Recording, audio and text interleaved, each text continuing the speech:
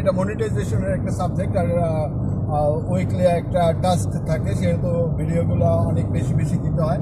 Duty শেষ, আর duty শেষে কিনে আনলাম একখান তরমুজ, যার সাইজ আপনারা দেখতেই পাচ্ছেন, অনেক বড় একটা সাইজ। যদি ইন্ডোরটা দেখানো সম্ভব না, কাইটা নিচ্ছি, এখন ড্রাইভিং করতেছি।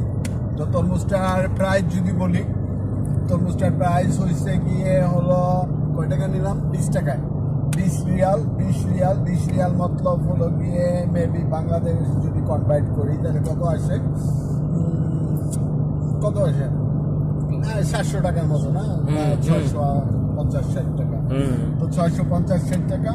তো এখন আপনারাই হিসাব করে দেখেন যে জিতলাম নাকি ঠকলাম, বা এই মৌসুমে এই সময় তরমুজ কিনে কি জিতলাম না ঠকলাম। লালের ব্যাপারে কোনো সন্দেহ নাই, কাইটা আনছি, ভিতরে তো কড়া লাল থাকে এই তরমুজগুলো, আর সাইজে তো দেখছেন এই পরিপক্ক, একেবারে বয়স হয়েছে ঠিক আমার মতো।